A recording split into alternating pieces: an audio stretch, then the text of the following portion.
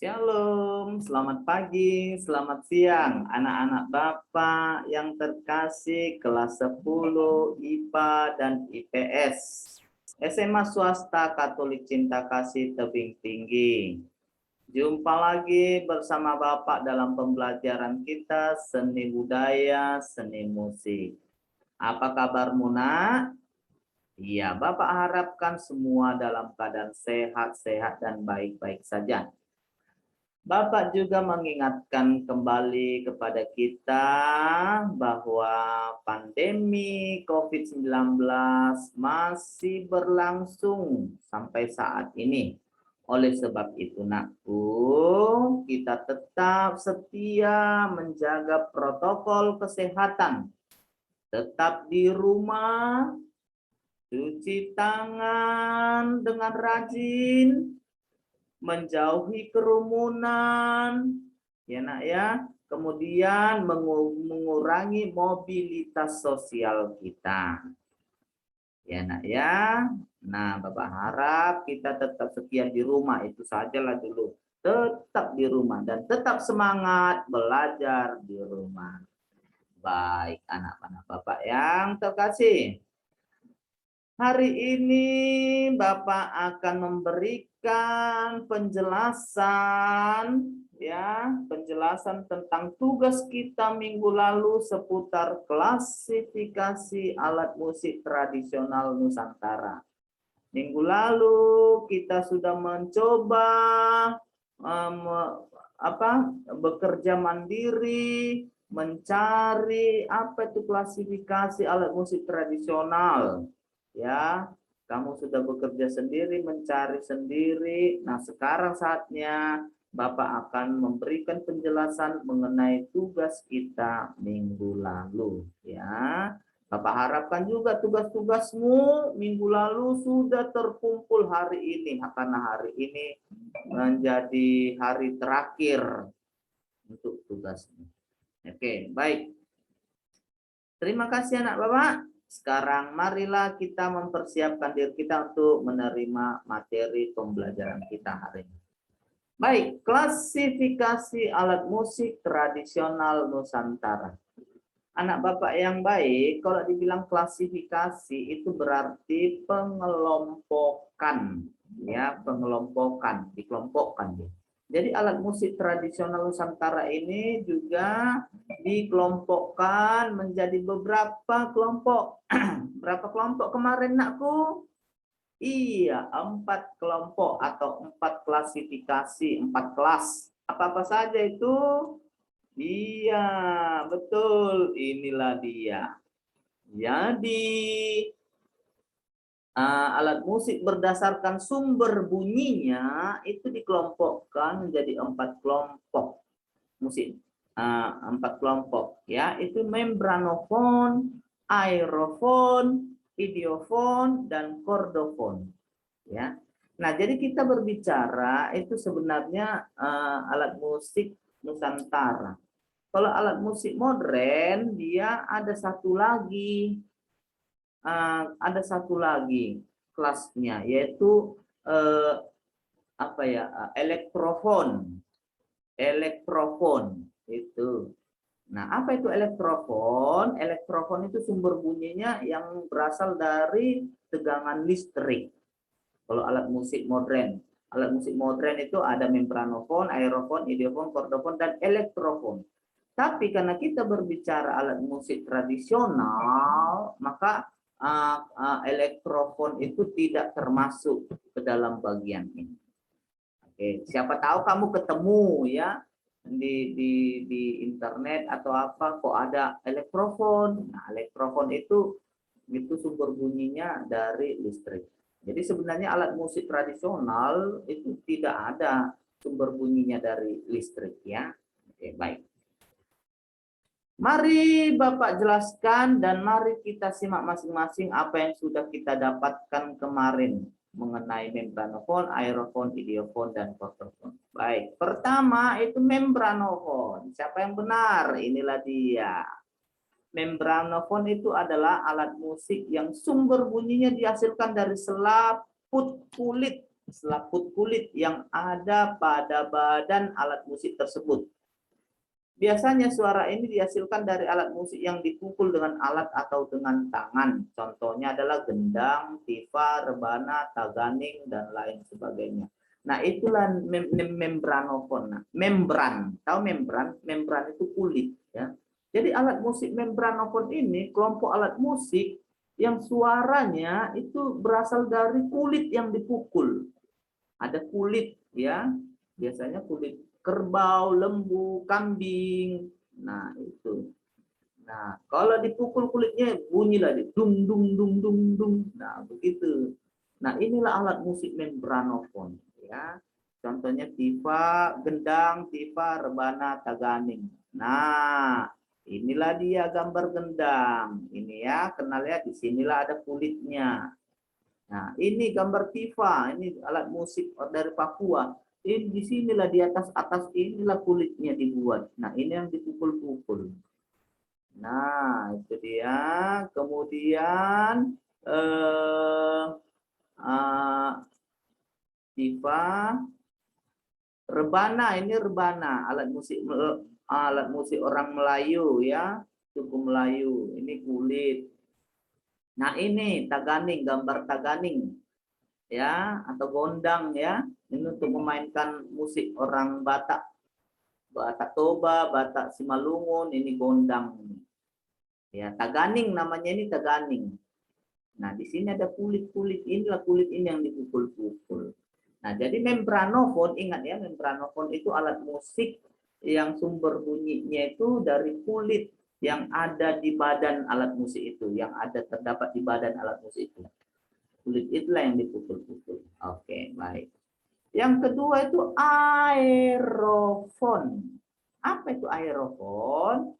Aerofon adalah alat musik yang sumber bunyinya dari getaran udara yang ditiupkan pada alat musik tersebut. Contohnya adalah suling, sarune, serunai, pukwik, batang padi, dan sebagainya. Jadi alat musik aerofon ini kelompok alat musik yang ditiup atau udara yang dihembuskan ke dalam alat musik itu sehingga muncullah bunyi. Ya, muncullah bunyi. Nah, contohnya apa? Ini sulim, ini atau seruling. Ini sulim. Hampir semua etnis suku di Nusantara memiliki alat musik sulim ini. Ini sarune, ini dia sarune, orang Batak ini sarune, ada sarune bolon, ini sarune bolon, ada sarune etek katanya. Ini ditiup semua, dihembus, ya. Nah, kemudian nah lihat ini ini alat musik yang terbuat dari cangkang keong. Nah, ada lubangnya di sini, ditiuplah. Di mananya ditiupnya, Bapak? Enggak tahu. Nah, inilah contohnya ditiupnya. Nah, ini ya. Alat musik ini ada di Papua, ada di Nias juga ada ini. Di Nias juga ada, di mana lagi ya? Ah, bisa kamu cari nanti. Nah, ini gambar pukwik batang padi. Nah, ini dia semacam trompet ya, trompet ini. Nah, ini dia begini cara mainkannya. Ini alat musik tradisi orang Sumatera Barat. Iya, inilah dia contoh alat musik aerofon, aero, udara, aeros itu udara. Baik. Selanjutnya idiofon. Nah, idiofon. Apa itu idiofon? Idiofon adalah alat musik yang sumber bunyinya dihasilkan dari getaran badan alat musiknya. Biasanya suaranya dihasilkan dari alat musik yang dipukul serta digoyangkan. Contohnya adalah gong, saron, bonang, angklung, kulintang, dan lain sebagainya. Jadi alat musik idiofon ini, nak, bunyinya itu dihasilkan dari getaran badan alat musik itu, tubuh alat musik itu. Kalau bergetar, bagaimana cara menggetarkannya? Ya dipukul, kan bergetar dia. Kalau nggak dipukul, digoyangkan. Nah, jadi alat musik ini memakai alat bantu pukul, biasanya pemukul, ya. Nah, Apa contohnya? Gong. Nah, ini dia. Gong. Nah, ini kalau kita pukul ini, maka bergetar dia gong ini. Kita pukul dengan alat pukul ini, maka bergetar dia menghasilkan suara. Itulah dia gong. Saron, ini saron ini. Nah, ini bilah-bilah besi ini, besi atau perak. Tembaga. Ya, tembaga atau perak atau besi. Ini dia dipukul. Dipukul. Nah, ini bonang. Bonang ini juga ini terbuat dari besi atau tembaga begitu. Dipukul lah ini penconnya, tahu pencon? Ini yang bulat-bulat di tengah-tengah ini. Nah, dan inilah angklung. Angklung digetarkan, bukan dipukul ya, Nak, digetarkan oleh tangan. Kalau yang ini bogong, saron, bonang ini memakai alat bantu pukul. Inilah alat pukulnya, ini alat pukulnya, ini alat pukulnya. Sedangkan angklung tidak, dia hanya digetarkan. Ya, itulah idiofon. Ingat, alat musik yang sumber bunyinya berasal dari getaran tubuh badannya jika dipukul atau digetarkan. Baik. Nah, ini kulintang satu lagi. Kulintang ini terbuat dari kayu, ini kayu.